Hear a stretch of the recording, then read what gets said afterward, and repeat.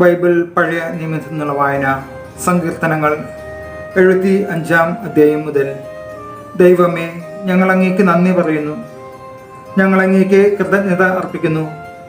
ഞങ്ങൾ അങ്ങയുടെ നാമം വിളിച്ചപേക്ഷിക്കുകയും അങ്ങയുടെ അത്ഭുത പ്രവൃത്തികളെ പ്രകീർത്തിക്കുകയും ചെയ്യുന്നു.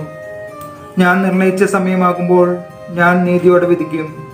ഭൂമി സകല നിവാസികളോടുകൂടെ പ്രകമ്പനം കൊള്ളുമ്പോൾ ഞാനാണ് അതിൻ്റെ തൂണുകളെ ഉറപ്പിച്ചു നിർത്തുന്നത്. വൻപ് പറയരുതെന്ന് അഹങ്കാരികളോടും കൊമ്പുയർത്തരുതെന്ന് ദുഷ്ടരോട് ഞാൻ പറയുന്നു.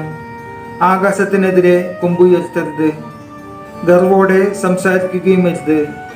കിഴക്കു നിന്നോ പടിഞ്ഞാറ് നിന്നോ മരുഭൂമിയിൽ നിന്നോ അല്ല ഉയർച്ച വരുന്നത്. ഒരുവനെ താഴ്ത്തുകയും അപരനെ ഉയർത്തുകയും ചെയ്യുന്ന വിധി നടപ്പാക്കുന്നത് ദൈവമാണ്. നിറഞ്ഞു പൊന്തുന്ന വീര്യമേറിയ വീഞ്ഞു നിറഞ്ഞ പാനപാത്രം കർത്താവിൻ്റെ കയ്യിലുണ്ട്. അവിടുന്ന് അത് പകർന്നു കൊടുക്കും. ഭൂമിയിലെ സകല ദുഷ്ടരും അത് മട്ടുവരെ ഊറ്റിക്കുടിക്കും. എന്നാൽ ഞാൻ എന്നേക്കും ആഹ്ലാദിക്കും. യാക്കോബിൻ്റെ ദൈവത്തിന് ഞാൻ സ്തുതിഗീതം ആലപിക്കും. ദുഷ്ടരുടെ കൊമ്പുകൾ അവിടുന്ന് വിച്ഛേദിക്കും, നീതിമാന്മാരുടെ കൊമ്പുകൾ ഉയർത്തപ്പെടും. ദൈവം യൂദായിൽ പ്രസിദ്ധമാണ്, ഇസ്രായേലിൽ അവിടുത്തെ നാമം മഹനീയവുമാണ്. അവിടുത്തെ നിവാസം സാലേമിലും വാസസ്ഥലം സിയോനിലും സ്ഥാപിച്ചിരിക്കുന്നു. അവിടെ വെച്ച് അവിടുന്ന് മിന്നൽ പോലെ പായുന്ന അസ്ത്രങ്ങളും പരിചയും വാളും എല്ലാ ആയുധങ്ങളും തകർത്തു കളഞ്ഞു. അങ്ങ് മഹത്വപൂർണനാകുന്നു, ശാശ്വത ശൈലങ്ങളെക്കാൾ അങ്ങ് പ്രതാപവാനാണ്. ധീരരുടെ കൊള്ള മുതൽ അവരിൽ നിന്ന് കവർന്നെടുത്തു. അവർ നെതിരേലാണ്ടു, യോദ്ധാക്കൾക്ക് കൈ ഉയർത്താൻ കഴിയാതെ പോയി.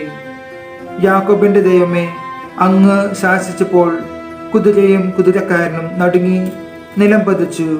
അങ്ങ് ഭീതിതനാണ്. അങ്ങയുടെ കോപം ഉജ്ജ്വലിച്ചാൽ പിന്നെ ആർക്ക് അങ്ങയുടെ മുമ്പിൽ നിൽക്കാൻ കഴിയും? ആകാശത്തിൽ നിന്ന് അങ്ങ് വിധി പ്രസ്താവിച്ചു.